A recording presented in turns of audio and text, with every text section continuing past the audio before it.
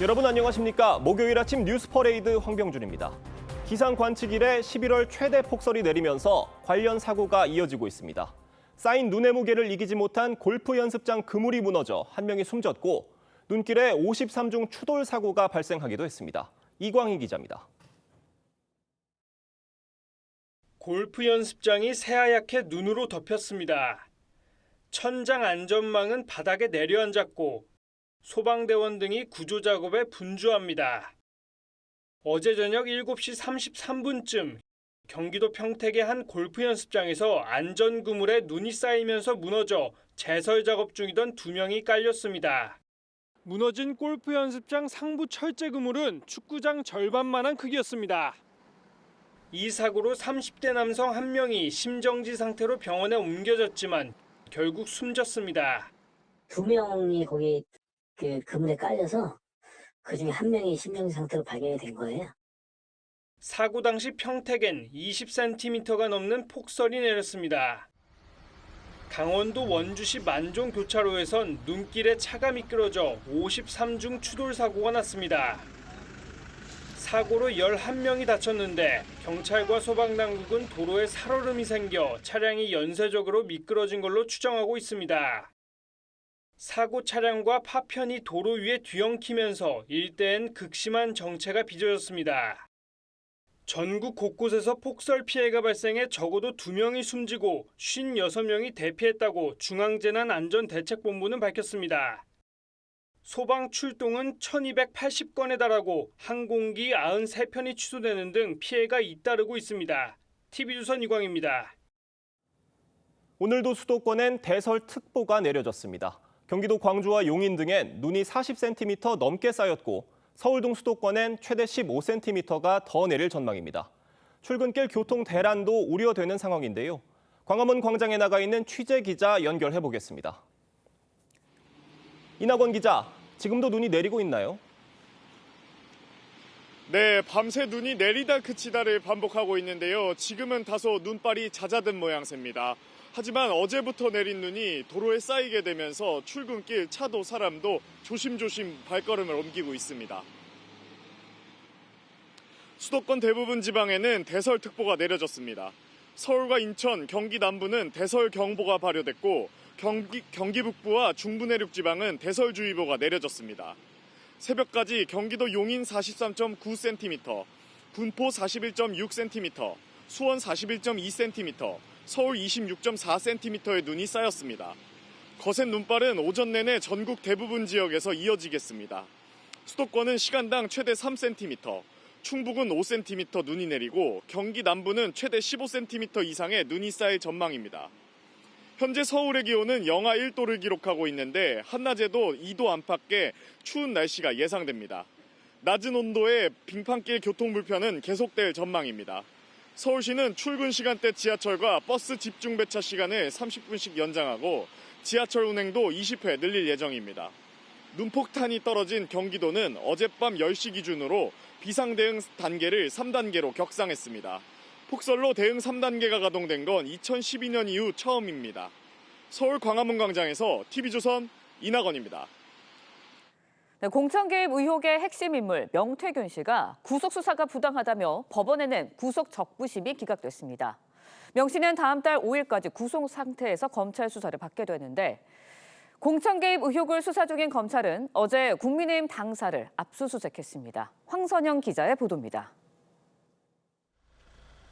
창원지법에서 열린 명태균 씨 구속 적부심. 명 씨 측은 공천 대가로 돈을 받지 않았고 구속 수사도 부당하다고 주장했습니다. 책상 서랍에 넣었다는 것은 명태균 씨가 그 기간 안에 당협 사무실에 방문하지 않았다는 것을 증명합니다. 하지만 법원은 구속 적부심 청구는 이유가 없다며 기각했습니다. 이로써 명 씨는 예정된 구속 시한인 다음 달 3일보다 심사 기간만큼 이틀 늘어난 5일까지 구속 상태로 검찰 수사를 받게 됐습니다. 공천 개입 의혹을 조사 중인 창원지검 수사팀은 국민의힘 당사를 압수수색했습니다. 명태균, 김영선 씨 관련 자료 확보하셨나요? 2022년 재보궐선거 당시 공천 과정에 명 씨가 개입했는지를 확인할 자료 확보에 나선 겁니다. 국회의원회관에 있는 국민의힘 기획조정국도 압수수색했습니다. 기획조정국에 공천 관련된 내용이 있기 때문에 거기에서 공천 관련된 자료를 확인하는. 창원지검은 이와 함께 명 씨에게 1억 원을 주고 아들 취업을 청탁했다는 의혹이 제기된 경북 지역 재력가 조모 씨를 불러 조사했습니다. TV조선 황선영입니다.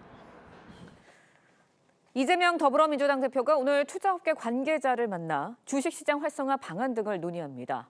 또 윤석열 대통령 임기 단축을 주장한 이석연 전 법제처장과도 만나는 등 광폭 행보를 이어가고 있는데요.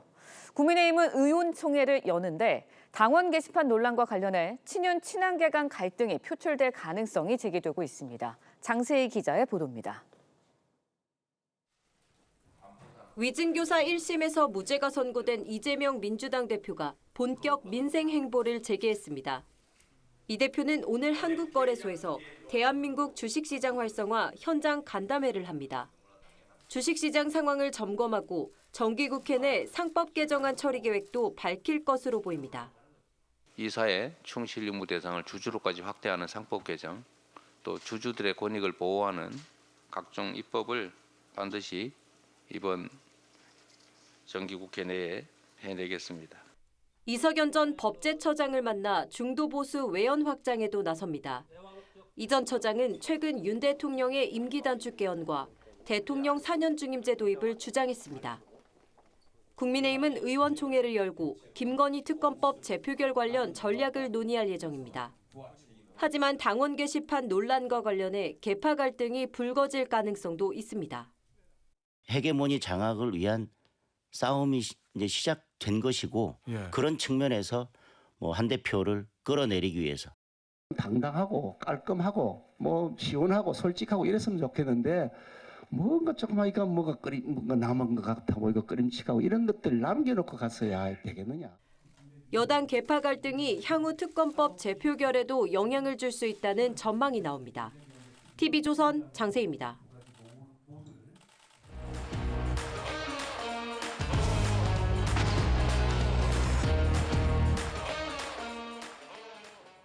정치권 소식 짚어보는 아침의 맞수 시간입니다. 김민수 국민의힘 전 대변인, 강성필 전 민주당 국민소통위 부위원장 나오셨습니다. 안녕하세요. 안녕하세요. 네, 앞서 전해드린 대로요. 명태균 씨의 공천 개입 의혹을 수사 중인 검찰이 어제 국민의힘 당사를 압수수색했습니다. 관련해서 한동훈 대표가 입장을 밝혔는데요. 들어보겠습니다. 검찰에서 당사 압수수색하고 있는데 좀 어떻게 대응하실지 한 말. 법원에서 발부된 영장이니 그 영장의 범위 내에서 또 우리 또 정당으로서 정치 활동에 있지 않습니까? 정치 활동이 그 본질을 해하지 않는 범위 내에서 법에 따라 응하겠다라는 보고를 제가 받았습니다. 물론 검찰이 주요 정당의 당사를 압수수색하는 게 없었던 일도 아니고 종종 있는 일인데 주로 야당의 당사였고요. 이렇게 집권 여당의 당사를 압수수색하는 거 굉장히 이례적입니다. 어떻게 보셨습니까? 여당이건 야당이건 간에 대한민국의 제도라는 틀 안에서 이루어지는 압수수색이라고 하면 누구나 지금 이게 국민의힘처럼 당연하게 받아들여야 된다. 순수하게 협조를 하는 것이 정치권이 보여야 될 국민 눈높이에 맞는 모범일 것이라고 생각을 하고요. 그리고 이를 바탕으로 해서 앞으로도 여든 야든 할 거 없이 이게 검찰이 뭔가 수사를 한다라고 하면 이게 마치 검찰 탄압이다, 잘못된 수사다라고 주장을 하면서 국민 눈높이에 맞지 않는 행동을 할 것이 아니라 적극적으로 수사에 임하는 자세가 필요할 것이라고 생각합니다. 그리고 이게 방금 말씀하셨는데 이게 정당의 이런 정당의 사옥들을 이렇게 압수수색한 적이 없는 것도 아니거든요.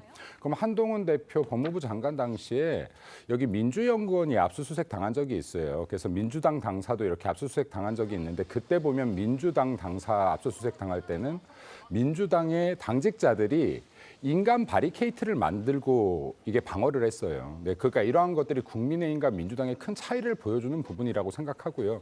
앞으로는 정치권이 더 모범적으로 좀 이런 부분들에 대해서 적극적으로 임해주면 더 좋겠다라는 말씀드립니다. 네, 말씀해 주신 것도 그렇고요. 지금 영상 나가고 있는데 국민의힘은 협조적으로 나왔다고 해요. 민주당에서는 그런데 짜고 치는 봐주기 수사다 이런 입장 내놨습니다. 먼저 이제 정당이 그 압수수색 당할 일을 안 해야겠죠. 그게 제일 중요한 거고.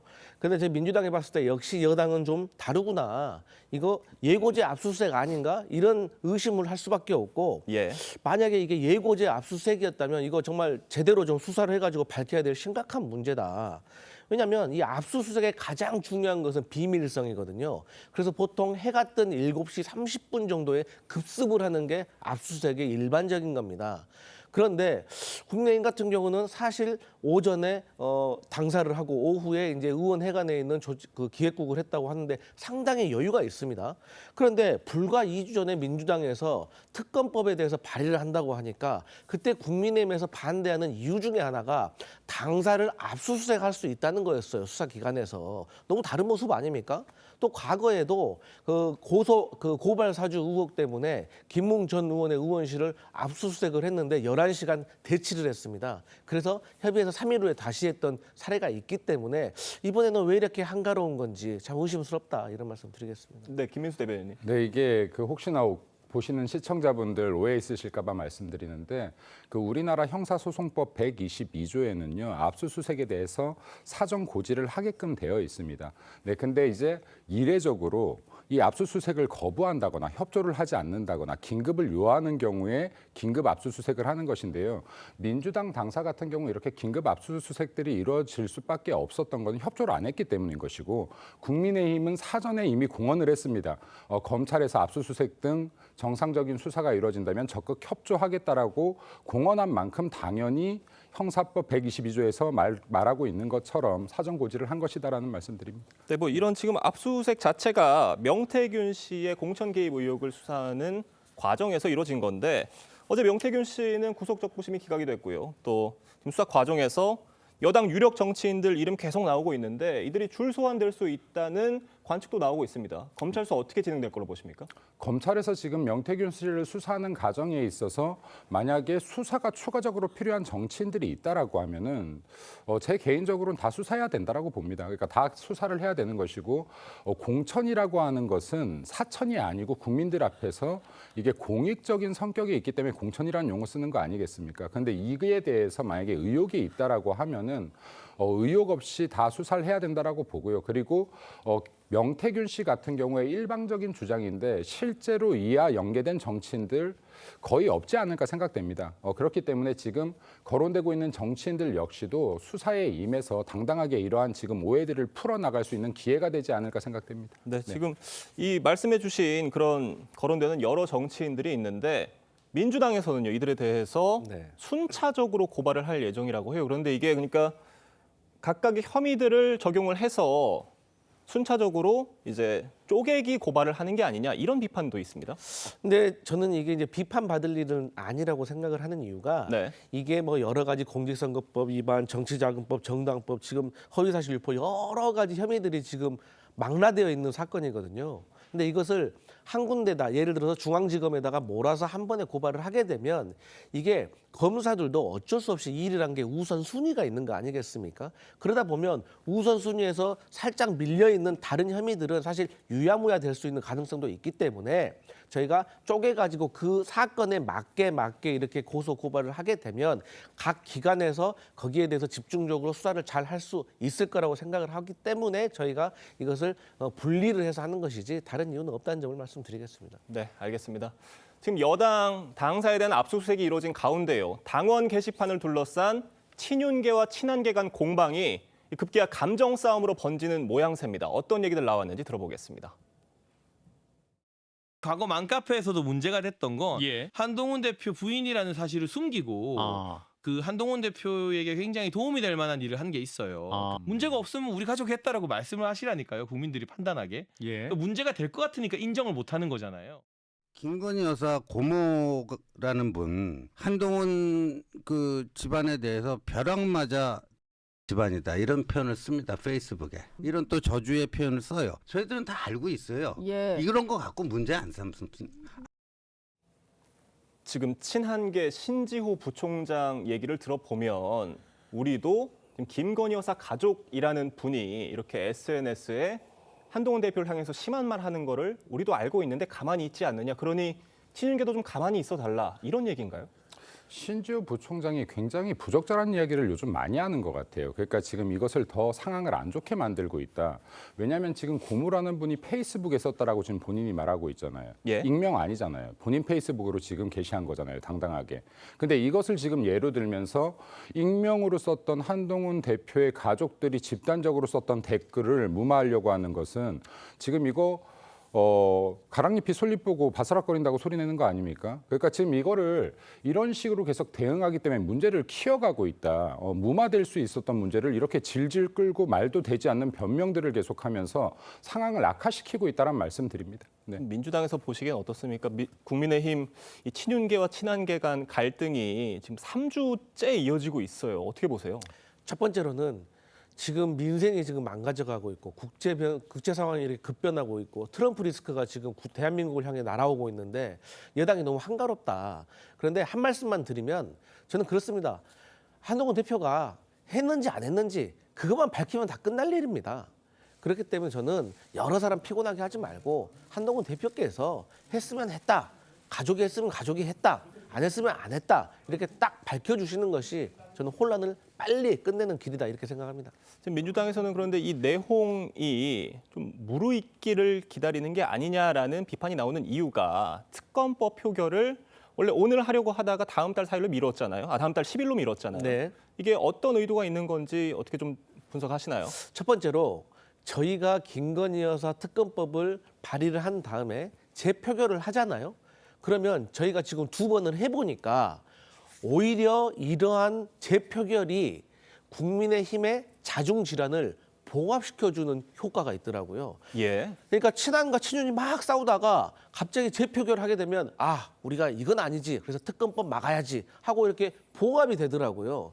뭐 물론 이제 봉합되는 게 나쁜 건 아닙니다만 어쨌든 저희는 김건희 여사 특검법을 통과시켜야 하는 입장에서 전략적으로 이건 아니다 해서 사실 다음 달 10일이 아니라 더 연기될 수도 있는 겁니다. 하지만 계속되는 이 친한과 친윤 간의 갈등이 계속되면 언젠가 둘 중 한 명이 부러지지 않는 이상은 이거 언젠가 폭발하게 될 겁니다. 그래서 언제든지 저희 그 민주당에서 김건희 여사 특검법과 관련된 기조는 될 때까지입니다. 그렇기 때문에 저희는 한동훈 대표께서 언젠가는 특검법 표결에 동의해 주실 거라 저희는 기다리고 있습니다. 그러니까 지금 이 김건희 여사 특검법 표결이 한 2주 정도 남았는데 친한계 기류가 오묘한 것 같아요. 지금 한동훈 대표는 김건희 특검법을 어떻게 하자는 입장을 명확히 얘기를 하지 않으면서 선을 긋고 있는 상황인데 친한계 일각에서요. 상황을 좀 지켜봐야 된다 이런 얘기를 했습니다. 이게 기존의 입장과는 좀 다른 얘기거든요. 지금 이제 친한계 일각에서 하는 이야기들도 마찬가지인데요. 대처 잘못하고 있는 것 같아요. 왜냐하면 일단 한동훈 대표가 민주당의 꼼수라는 것을 명확하게 이야기한 적이 있고요. 그리고 지금 이러한 부분들이 만약에 원내에서 당론으로 결정된다라고 하면 당론을 거부하면서까지 반대표를 던지는 거 굉장히 쉽지 않을 겁니다. 그리고 지금 한동훈 대표가 전당대회 당시에 지금 김건희 여사 특검 등에 대해서 말했기 때문에 민주당에서 이걸 이용하려고 부단히 노력했다라고 봐요. 그러니까 지금 이것을 갈라치기 하려고 부단히 노력했는데 얼마 전에 민주당에서 어떤 얘기 나옵니까? 이제 한동훈 특검 얘기 나오고 있습니다. 제가 이거를 계속 수차례 이야기해 왔는데 김건희 여사 특검이 통과되고 나면 한동훈 특검을 주장할 것이다. 민주당이 이거 토사구팽할 것이다라는 것인데 민주당의 스탠스를 좀 잘 봐주시기 바랍니다. 그러니까 잘 봐주시면은 어떠한 대응을 하는 것이 국민의힘이 도움이 되고 모두에게 도움이 되는지 명확하게 판단 쓸 것이라고 생각합니다. 네, 오늘 국민의힘 의총이 예정이 돼 있다고 하니까요. 친한계와 친윤계 간 갈등이 더 벌어질지 봉합이 될지 지켜봐야 될 것 같습니다. 다음 소식으로 넘어가 보겠습니다. 민주당이 이창수 서울중앙지검장 등 검사 탄핵에 속도를 내고 있습니다. 박성재 법무장관은 자신을 탄핵하라면서 반발했는데 먼저 듣고 오겠습니다. 서울지검장은 200만 명 이상이 거주하는 서울 중심 지역 검찰 사무의 책임자인데 그로 인한 피해는 국민에게 오롯이 돌아갈 것이라고 생각을 합니다. 헌법이나 법률에 명확한 위반 사항이 아닌 정치적 책임을 묻는 것이라면 검찰 사무의 최고 감독자인 법무부 장관을 상대로 탄핵을 하시든 해임을 의결하시든 하시는 게 더 맞다고 생각합니다. 좋습니다. 민주당이 이재명 대표를 수사했던 강백신 검사 또 어미준 검사 이 두 사람에 대해서 탄핵 청문회를 다음 달 11일에 개최하기로 했어요. 어떻게 보십니까? 민주당이 맨날 검찰의 독재, 검찰 탄압이라고 하는데요. 정확하게 민주당에 의한 검찰 탄압이다. 라고 표현하는 게 맞을 것 같습니다. 그러니까 지금 검찰의 조사에 대해서 민주당에 불리한 것, 이재명 대표에게 불리한 것은 무조건 잘못된 수사다, 그리고 검찰의 탄압이다라는 주장을 넘어서 이렇게 지금 검찰 등을 탄핵하는 것을 마치 장난처럼 본인들의 이해관계만 따져서 한다라고 하면 이게 어떤 국민들께서 인정하시겠습니까? 그리고 정치인들이라면요, 잘못된 수사가 있거나 잘못된 제도가 있을 때 국민을 위해서 소리내는 거 100번, 1000번 가능한 일이에요. 근데 자기 자신들을 위해서만 이렇게 소리를 낸다라고 하면 그러기 위해서 권력 준 거 아니지 않겠습니까? 권력을 제대로 된 데 써라. 지금 민주당의 행태야말로 국회의원의 특권을 남용하고 있다라는 말씀드립니다. 네, 뭐 그 두 검사뿐만이 아니라 뭐 이창수 중앙지검장에 대한 탄핵 소추안도 처리를 한다고 하는데 이것에 대해서 서울중앙지검 부장 검사들도 전체 성명서를 냈습니다. 이게 검찰 내부망에 올린 글인데 지금 뭐 집단적인 검찰 반발 모양새로 가고 있는 것 같아요. 이제 검사들로서는 본인들의 수장에 가까운 분들을 이렇게 탄핵을 한다고 하니까 사실 화가 날 수도 있겠죠. 사실 저희도 이제 대한민국의 모든 검사들이 정치 검사는 아니고 거의 대부분의 검사들이 충실하게 일을 하고 있는데 여기에 대해서는 사실 미안한 마음은 있습니다. 그럼에도 불구하고 일부 정치 검사에 대해서 탄핵을 추진할 수밖에 없는 이유는 어쨌든 간에 야당 인사에 대해서 10만 원만 가지고도 어쨌든 수사하고 기소하고 재판을 받게 하는데 반면에 김건희 여사와 같은 경우는 청탁을 했다는 사람이 내가 청탁을 했습니다 라고 해도 처벌 조항이 없고 어쨌든 다른 혐의에 대해서도 불기소를 하기 때문에 이번에 탄핵은 또 기존의 검사 탄핵과 다른 이유가 이게 김건희 여사와 관련된 간접적인 재판의 의미가 있다. 헌법재판소에서 이번 중앙지검에 있는 3명의 검사에 대해서 만약에 위법성이 있다라고 하면 그것은 도이치모터스 주가 조작과 관련해서도 문제가 있다라고 간접적으로 판결하는 그런 의미가 있기 때문에 저희 민주당이 불가피하게 추진할 수밖에 없다. 이런 말씀 드리겠습니다. 네, 그런데 이런 어떤 법조계의 집단 반발의 배경에 민주당이 결국 어떤 이런 입법권을 결국 이재명 대표 방탄에 활용하려는 게 아니냐 이런 어떤 그런 시각들도 있는 것 같아요. 최근에 박희승 의원이 법안을 발의했잖아요. 그 선거법 개정안인데 허위사실 공표죄를 삭제하거나 또 당선 무효형 기준을 한 100만 원에서 1000만 원까지 높이는 이런 법안을 발의를 했어요. 그런데 이게 일단 소급 적용은 어렵다고 하는데 2심에 가게 되면은 이게 재판을 하게 될 경우에 감경 사유가 될 수 있다고 합니다. 어떻게 보십니까? 그러니까 민주당에서 지금 노리는 것은 2심에서 강경 사유가 돼서 벌금형으로 떨어졌을 때 지금 기대하고 이런 법안들을 올리려고 하는 것인데 결론부터 말씀드리면 대통령이 제2요구권 써야 되는 것이죠. 네, 그리고 또 하나 말씀드리면요. 선거법에서 지금 허위사실 공표를 없애겠다라고 하는 것은요. 제가 학력을 속여도 된다는 거예요. 예, 제가 어떤 거짓말을 해도 된다는 겁니다. 제가 국민들을 속이고 표를 받아도 된다는 거예요. 예, 선거가 민주주의의 꽃인데 이것을 훼손하겠다는 겁니다. 지금 이런 기본도 안 된 주장을 하는 국회의원들은 국회의원으로서의 자격이 없다라는 말씀을 드리고 싶고요. 그리고 선거법 100만 원 이상 벌금이 나왔었을 때 이에 대한 피선거권을 박탈한다라는 부분, 이거 상징적인 겁니다. 1000만 원이 되면요. 990만 원, 980만 원, 900만 원, 800만 원 혹은 1000만 원 이상이냐. 이걸로 따지게 되는 것일 것인데 결국에는 민주당에서 하고 있는 것이 우리 이재명 대표 때문에 이런 법 발의합니다를 명확하게 보여주고 있는 사안이라고 봅니다. 네, 지금 강하게 비판을 해주셨는데 민주당에서는 어찌됐건 이 선거법 개정안에 대해서 방탄용 아니다 선을 긋고 있잖아요. 양성필 부위원장님 보시기에 어떻습니까? 왜냐하면 이 위헌 법률과 관련된 것은 지도부와 상의되지 않은 그냥 한 국회의원의 아이디어 차원이라고 생각하시면 되고 선거법과 관련된 개정도 이 100만 원이란 금액 20년 전의 금액 아니겠습니까? 그래서 분명히 상향시켜야 되는 필요성은 분명히 있는데 간단합니다. 이재명 대표가 적용되지 않게 그렇게 법을 만들면 되는 거거든요. 여기에 대해서는 사실 여야가 공감대가 있을 겁니다. 그렇기 때문에 저희가 이제 또 이재명 대표로서는 좀 무죄를 확신하기 때문에 뭐 위헌 법률 심판으로 뭐 재판을 지연시킨다거나 이거 뭐 허위사실 공표죄를 없앤다는 것도 저희 민주당으로서는 말이 안 된다고 생각을 하고 있기 때문에 한 국회의원의 아이디어 차원이라고 이해하시면 될 것 같습니다. 네, 알겠습니다. 지금 국민의힘에서는 이재명 대표 선거법 위반 혐의가 유죄가 확정이 되면 민주당이 대선 비용 434억 원을 반환해야 되잖아요. 근데 이걸 회피하지 못하도록 하는 개정안 냈습니다.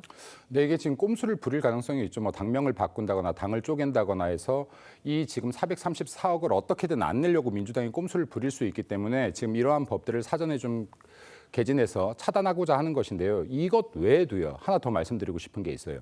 국민의힘에서 추가적으로 이런 법도 좀 올려라, 법안도. 이번 민주당 지금 이재명 당대표 같은 경우에 이번에 법원에서 이런 게 나왔지 않습니까? 위증은 지금 된 것으로 확인된다라고 해서 벌금 500만 원이 나왔어요. 김모 씨가. 예. 네. 그럼 지금 이게 기존의 재판에 영향을 미쳤다는 거 아닙니까? 위증이. 네. 그럼 이런 것들도 재수사가 가능하게끔 해야 되는데 우리나라에서 무죄로 판결난 것에 대해서 다시 수사를 하지 못하게 돼 있어요. 근데 명확하게 지금 이번 위증 건으로 보면은 이재명 대표가 지난번에 무죄가 아닐 수 있었는데 무죄 판결 받았다라는 겁니다. 파기환송됐다는 겁니다. 그럼 이런 것들도 이재명 대표 사례를 두고 이재명 법으로 만들어서 발의해라. 그러면 이거는 이재명 대표가 기존에 파기환송됐던 건이 죄가 없지 않았다는 거 국민들한테 알리는 효과도 있을 것이라는 말씀드립니다. 네, 알겠습니다. 두 분 말씀은 오늘 여기까지 듣겠습니다. 감사합니다. 미국 뉴욕에서 현지 시간 27일 열린 유엔 안전보장이사회 회의에서 북한이 러시아 파병을 사실상 인정했습니다. 미국 측이 러시아 파병 사실이 있느냐고 묻자 유엔 주재 김성 북한 대사가 북러 조약 의무에 충실할 것이라고 답해 에둘러 시인한 겁니다. 김성 대사는 또 북러 조약은 국제법과 유엔 헌장에 완전히 부합한다고 주장했습니다. 한국을 방문 중인 우크라이나 특사단이 윤석열 대통령과 국가안보실장, 국방장관을 차례로 만나 우크라이나 전황과 파병 북한군 동향에 대한 정보를 공유했습니다. 특사단에는 핵심 당국자가 포함된 것으로 전해졌는데 각종 공격무기 지원에 관한 요청을 했을 것으로 보입니다. 우리 정부의 기류는 조금 다른 것 같습니다. 윤동빈 기자의 보도입니다. 루스템 우메로우 국방부 장관이 이끄는 우크라이나 특사단이 국방부 청사에 들어섭니다.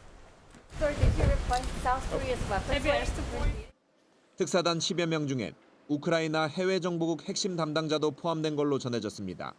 전쟁 중인 국가의 군 지휘부가 한꺼번에 방한한 건 그만큼 무기 지원이 절실한 상황이란 해석이 나옵니다. 앞서 특사단을 만난 윤석열 대통령은 러북 안보 위협에 대처하기 위해 실효적 대응 방안을 강구하길 바란다고 했습니다.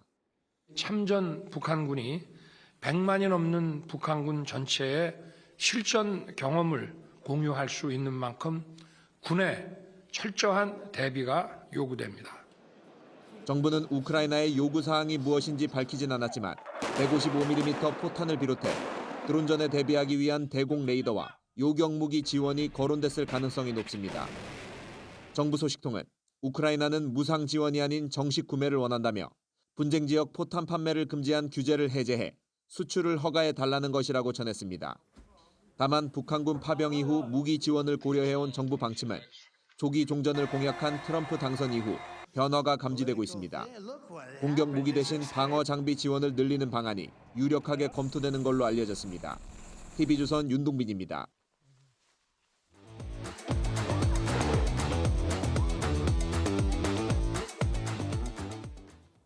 화제가 된 사건, 사고 소식 짚어보는 아침의 이슈 시간입니다. 네, 정혁진 변호사와 함께 자세한 이야기 나눠보도록 하겠습니다. 안녕하세요. 안녕하세요. 지하철에서 취객들을 상대로 휴대폰을 훔친 일당이 경찰에 검거가 됐습니다. 그런데 이 훔친 휴대폰들이 우즈베키스탄에서 발견됐다고 해요. 네네. 그 50대, 60대 절도범들이었는데요. 심야 시간에 지하철 승강장이나 전동차에서 술에 취해서 잠든 승객들을 상대로 해서 휴대전화를 훔친 겁니다. 그런데 경찰에 신고가 많이 들어왔다고 그래요. 지난 9월부터 네. 지하철에서 자고 있었는데 깨보니까 핸드폰이 없어졌다. 아이고. 이런 신고가 많이 들어와가지고 네. 경찰이 CCTV를 분석했는데 200대 넘게 분석을 한 결과 저런 사람들이 피의자였구나 해가지고 피의자들이 검거가 됐는데요. 예. 이제 피의자들 검거하다 보니까 작물업자까지도 이제 확인이 됐는데 그 작물업자한테 이 핸드폰을 한 대당 적게는 10만 원대부터 많게는 50만 원 이상까지 이렇게 받고 팔아 넘겼다. 그런데 문제는 뭐냐면은 저 작물업자가 우즈베키스탄 사람이고 거기에다가 불법 체류자였대요. 그래가지고 이 우즈베키스탄 그 작물업자가 예. 이렇게 훔친 핸드폰을 다 우즈벡으로 이제 밀반출을 해서 그래서 실질적으로 더 피해가 커진 그런 사례가 아닌가 싶습니다. 네, 일당 중에는 이제 절도 전과가 있는 사람도 있는 것으로 확인이 됐는데 굉장히 화려해요. 네네. 휴대폰을 훔치고 해외로 빼돌리기까지 굉장히 치밀한 계획을 세운 것 같아요. 그러니까 이 60대, 50대 이런 사람들인데 예. 전과가 한 명은 11범이고요. 그다음 또 한 명은 25범이더라고요. 아이고. 그런데 이제 시간은 항상 이제 밤 시간을 노렸던 것 같고 그 중에서도 CCTV가 없는 곳, 그 다음에 작물 또 처분하는 게 중요하지 않겠습니까? 작물 처분할 때도 그냥 일반 핸드폰 쓴 게 아니라 공중전화를 썼는데 또 이때도 CCTV가 없는 곳에서 더군다나 작물 거래할 때는 이제 뭐 비상 계단이나 아니면 뒷골목 이런 곳은 CCTV가 없는 경우가 많으니까 이런 데에서 이제 저 우즈벡 업자하고 거래를 했다는 거고 그다음에 이 우즈벡 업자는 이걸 어떻게 밀반출했느냐? 네. 항공 배송 물품 같은 거 있지 않습니까? 거기에다가 그 핸드폰 뭐 작으니까 한두 대 이제 슬쩍 끼워 넣고 그 팔고 또 아니면은 보따리상한테 여러 대 주면서 이거 우즈벡으로까지 갖다 달라 이런 식으로 그 핸드폰이 밀 반출되었다 이렇게 수사 결과가 나온 것 같습니다. 네. 참 연말 연시 다가오면서 이렇게 회식도 많아지고 술자리들 있다 보면은 네. 휴대전화 잃어버리시는 경우들 주변에서 뭐 어렵지 않게 종종 볼 수 있잖아요. 네네. 그런 분들도 사실 이런 어떤 피해자가 될 수 있다는 얘기인데 이렇게 우즈베키스탄으로 빼돌린 휴대폰을 돌려받는 네. 방법이 있나요? 현실적으로 어렵죠. 예. 뭐 굳이 돌려받는다라고 하면 국제 공조해가지고 돌려받을 수 있는 방법이 없다라고는 할 수 없겠는데 이 핸드폰 한두 개 가지고 한 열 몇 개, 뭐 20개 이 정도 가지고 그렇게까지 국제 그 경찰 협조가 이루어지기는 어려울 것 같다 그런 생각이 들고요. 그 다음에 이 휴대전화는 네. 단순한 개인 물건이라기보다는 이제는 나의 정보 전체가 이 핸드폰에 들어가 있지 않습니까? 그러니까 아무리 연말 연시고 좀 마음이 들뜬다고 하더라도 잘 간수해야 되겠다 이런 생각합니다. 네, 알겠습니다. 다음 이야기도 해보도록 하겠습니다. 지난달에 천안에서 발생한 길고양이 학대 사건의 가해자가 유명 요리사다라는 보도가 나왔습니다. 먼저 사건 발생, 이거 어떻게 시작된 거예요? 이게 천안에서 있었다고 하는 일인데요. 예. 어떤 사람이 이제 마트 주차장에 가요. 마트 주차장에 고양이가 있었습니다. 그런데 그 사람이 고양이한테 다가가서 먹이를 주는 척하면서 그 고양이를 잡으려고 했는데 그 고양이가 안 잡혔단 말이에요. 그러니까 이 사람이 화가 났는지 둔기를 들고 그 고양이를 때린 거예요. 그러니까 고양이가 발을 다쳐가지고 잡힌 거죠. 그런데 그 고양이의 발을 들고 이렇게 제대로 몸통으로 그 아는 것도 아니고 발을 들고 질질질 끌다시피 하면서 이제 가져갔는데 그런데 알고 봤더니 그 사람이 누구냐? 예. 디저트 카페를 운영하는 사람인데 그냥 단순한 이렇게 카페 운영자가 아니라 뭐 이런저런 강연도 많이 하고 그다음에 SNS도 활발하게 한 그런 나름 유명한 사람이었다. 이런 그 보도였습니다. 그런데 이 가해자는 왜 마트에서 돌보는 네. 고양이를 학대를 한 건가요? 본인 이야기는 그냥 그 고양이들이 뭐 쓰레기 봉투 같은 걸 뭐 찢고 그런 경우 있지 않습니까? 그러니까 그렇게 해서 이제 동네가 지저분해지고 그래서 기분이 나빠가지고 고양이를 좀 그 다른 곳으로 옮겨야 되겠다 이런 변명을 하는데 그렇다고 하더라도 저렇게 고양이를 때리고 학대하고 하기까지 하는 사람이 어디 있겠습니까? 그러니까 무슨 특별한 고양이에 대해서 어떤 안 좋은 감정을 아주 노골적으로 가지고 있는 그런 사람이 아닌가. 그다음에 아까 이야기한 그 예. 고양이를 서울 가는 휴게소에다가 풀어줬다라고 이야기는 하지만 과연 그랬을까? 고양이에게 또 어떤 추가적인 나쁜 행동을 했었을까? 이런 것도 의심이 되는 그런 정황이 있습니다. 네, 그런데 이제 동물 학대에 대한 범죄 잊을만 하면은 계속 되고 있거든요. 그렇다 보니까 결국은 처벌이 약해서 이러는 거 아니냐 이런 목소리도 있습니다. 네네. 대응이 뭐가 있을까요? 그러니까 우리나라에 이제 동물보호법이라고 네. 하는 게 제정이 됐었어요.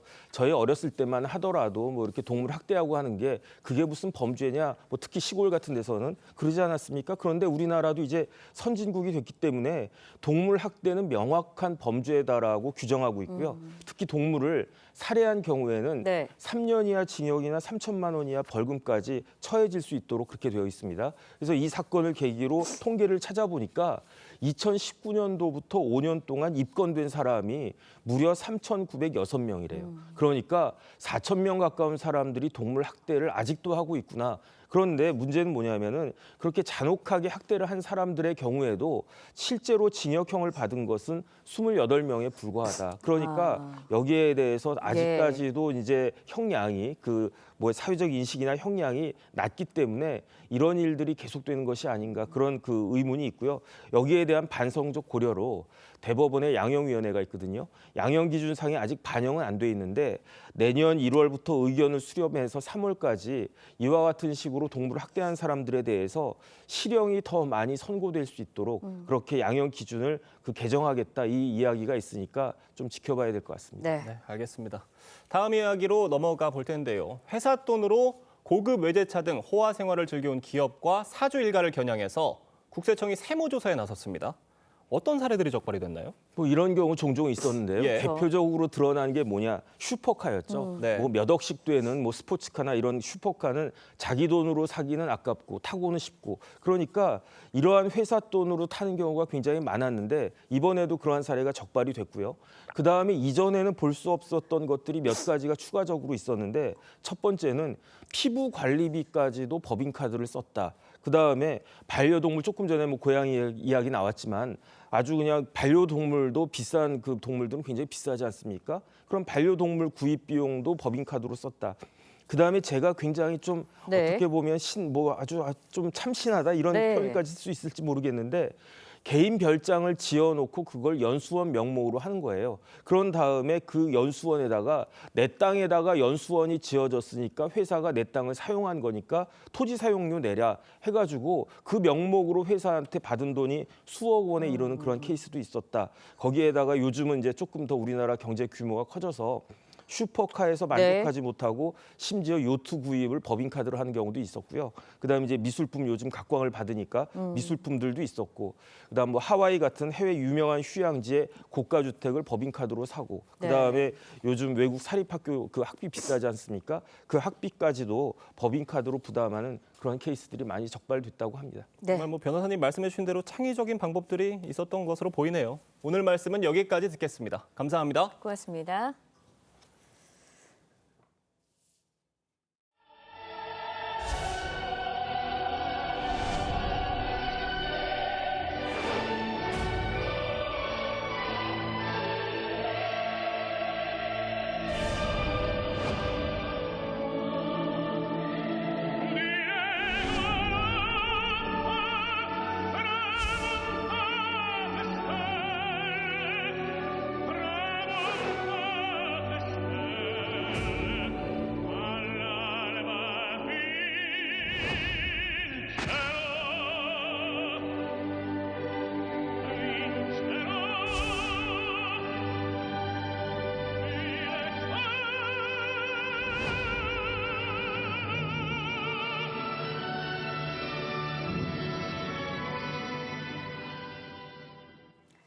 네, 지금 이 순간 대한민국 화제 인물 만나보는 순서죠. 피플 퍼레이드 시작합니다. 초호화 출연진들과 초대형 규모로 21년 만에 돌아온 오페라 투란도트. 이제 다음 달이면 관객들과 만납니다. 박현준 투란도트 예술총감독, 러시아 볼쇼이 오페라단 프리마돈나로 활약한 박미애 서울대 음대 교수와 함께 이야기 나눠보도록 하겠습니다. 안녕하세요. 네, 안녕하세요. 두 분 아침에 오시느라 정말 고생 많으셨습니다. 눈이 많이 옵니다. 네. 고맙습니다. 아침에 나와주셔서. 먼저 이제 박 감독님께 여쭤볼게요. 한 달 남았습니다. 이제 공연 준비 잘 되고 있나요? 2년을 하루같이 정말 많은 시간들이 정말 이 손살같이 지나가서 드디어 이제 올 연말 한 달도 안 남았네요.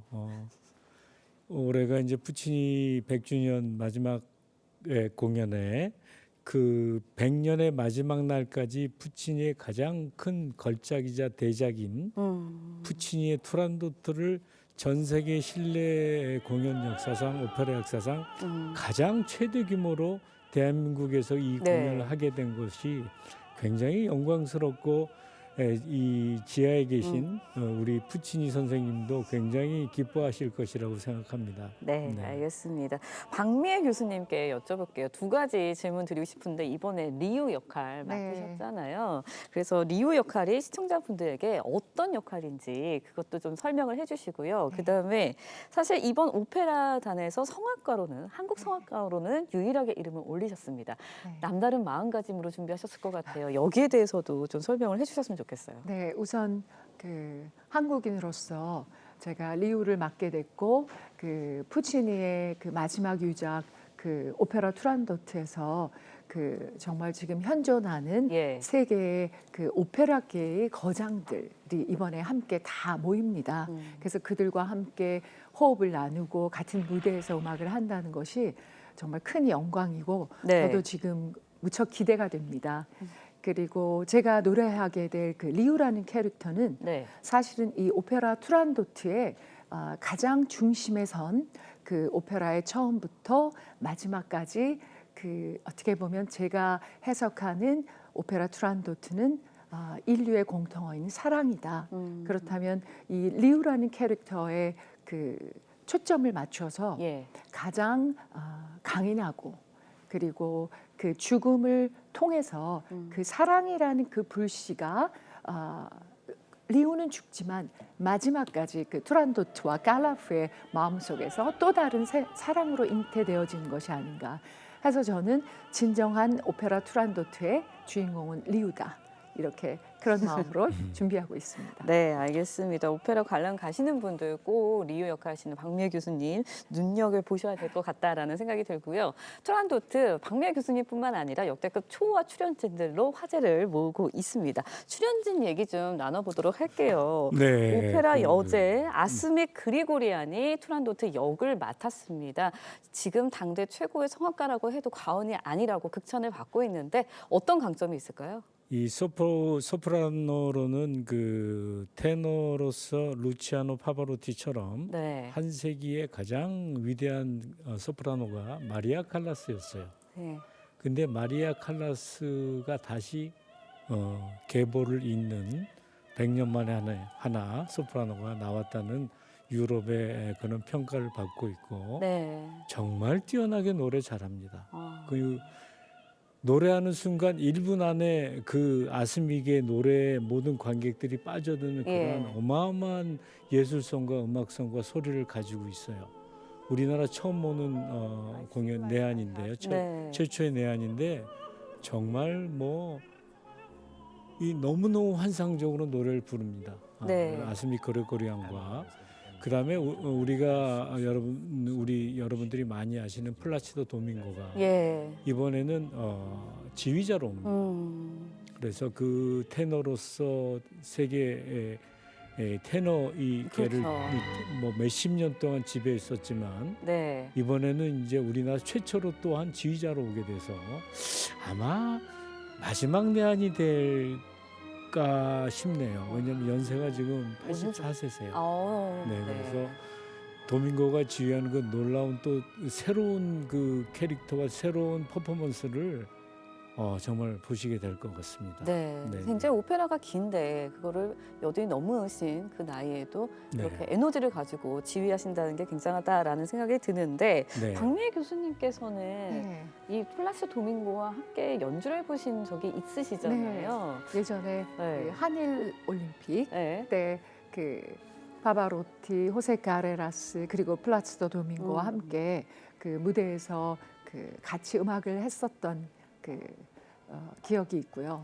그리고 제가 또 오스트리아에 그분이 하는 그 연주도 가서 몇 번 보면서 그분도 아마 저를 기억하시리라고 생각합니다. 그래서 이번에 오페라 임하시면서 남다른 기분이실 것 같아요. 이번에는 같은 성악가가 아닌 또 그 지휘자와 그 성악가로 만나게 되는데 저는 개인적으로 그 도밍고라는 사람에 대해서 제가 보면 정말 끊임없이 도전하는 예술가가 아닌가. 보통 우리 일반적으로 성악가들이 평생 부를 수 있는 레퍼토리가 한 20개에서 한 30개의 작품이라면 도밍고는 제가 알기로는 120여 개의 롤을 도전해서 그가 공연을 해냈고요. 또 다시 그가 나이가 들면서 바리톤이라는 영역에 또 도전해서 그 오페라 스타로서 바리톤의 영역에 도전하였고 또 현재는 그 영역을 넓혀서 지휘자까지 정말 그의 끊임없는 그 열정은 정말 저는 높이 평가하고 존경합니다. 네, 알겠습니다. 이번엔 박 감독님께 여쭤볼게요. 네. 한 언론과의 인터뷰에서 이번 작품이 마지막 공연이라고 생각해서 영혼을 다 바쳤다 이런 말씀까지 해주셨습니다. 그 정도로 열심히 하셨다는 건데 한국 오페라에 대해서 굉장한 열정을 가지고 계시다잖아요. 나아가야 될 방향에 대해서 말씀해 주시면 어떤 게 있을까요? 2003년도에 상암 월드컵 경기장에서 장이모 감독 연출로 우리나라의 오페라 불모지에 신드롬이 일어난 오페라가 이 투란도트인데요. 그 투란도트를 제가 21년 동안 가슴에 품고 있다가 21년 만에 이제 이 전 세계 모든 오페라의 거장들과 함께 다시 내어놓는 이 시간인데요. 그동안의 뮤지컬은 굉장히 많이 성장을 했어요. 그런데 오페라는 그에 비해서 성장을 못하고 오히려 침체된 그런 시간들이 제 눈으로 봤을 때 너무 가슴이 아팠어요. 그리고 저는 평생 오페라만 알고 살았던 사람이고 그리고 이게 마중물이 되어 우리나라 오페라계에 새로운 어떤 일어날 수 있는 부흥할 수 있는 그러한 어떠한 초석이 되는 그러한 계기가 되었으면 합니다. 그리고 저는 이제 이 오페라가 끝나면 이 시스템과 이게 지금 겨울에 이런 큰 페스티벌 형태의 세계 최대 규모거든요. 제작비도 마찬가지고 전 세계 모든 그 오페라 관계자들, 극장 관계자들이 이 공연을 주목하고 있어요. 그래서 이게 저는 너무 준비하는 게 시간도 오래 걸리고 해서 1년마다 하는 건 힘들 것 같아요. 그래서 비엔날레 형태로 2년마다 한 번씩 이 투란도트를 강남의 코엑스에서 할 예정입니다. 그리고 저는 이제 다른 계획이 있어서 저는 종교적으로 이제 선교를 하러 떠납니다. 이 공연이 끝난 후에. 알겠습니다. 선교 여정에도 좀 네, 있었으면 그렇습니다. 하는 네, 바람입니다. 오페라 투란도트를 계기로요. 한국에서도 오페라가 더욱 사랑받고 성장해 나가길 바라겠습니다. 두 분 눈 오는데 아침에 일찍 나와주셔서 너무 고맙습니다. 감사합니다. 네, 감사합니다.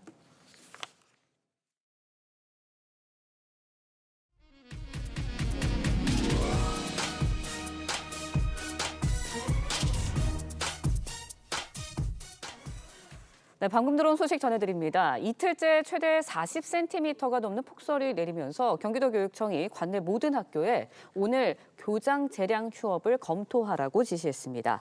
도교육청은 각 교육지원청에 이 같은 내용을 담은 공문을 긴급 발송했습니다. 이에 따라 경기 지역 유치원과 초중고등학교 등 4,700여 곳은 학교와 지역 사정에 따라 휴업과 등교 시간을 조정할 수 있습니다. 이스라엘과 레바논 무장정파 헤즈볼라가 휴전을 약속하면서 피난민들의 귀가 행렬이 이어지고 있습니다. 헤즈볼라는 전쟁 중 사망한 지도자의 장례식도 공개적으로 치를 예정입니다. 황선영 기자의 보도입니다. 짐을 가득 실은 차량 행렬이 도로를 가득 메웠습니다.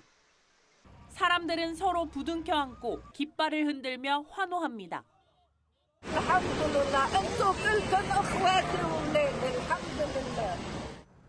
당국은 군대가 완전히 철수하기 전까진 움직이지 말라고 경고했지만 피난민들은 일찍부터 귀갓길에 올랐습니다. بس امبارح قالوا في وقت الأقمار الساعة 4 مشت 4 و10 وطالع على جنوب على معركة وشعور لا تتخيل. 앞서 이스라엘과 헤즈볼라는 레바논 남부에서 각각 철수하는 조건으로 60일간 전투 중단에 합의했습니다. 대신 이 지역에는 레바논 정부군과 유엔군 수천 명이 배치되고 미국 주도로 감시가 이뤄질 예정입니다. לעמוד בראש המאמץ לאכיפה עוצמתית וללא פשרות של כל התנאים שסוכמו כדי להבטיח את הביטחון. 헤즈볼라는 30년 넘게 조직을 이끌다 2달 전 공습에 숨진 하산 나스랄라 사령관 장례식도 공개적으로 치르겠다고 발표했습니다. TV조선 황선영입니다.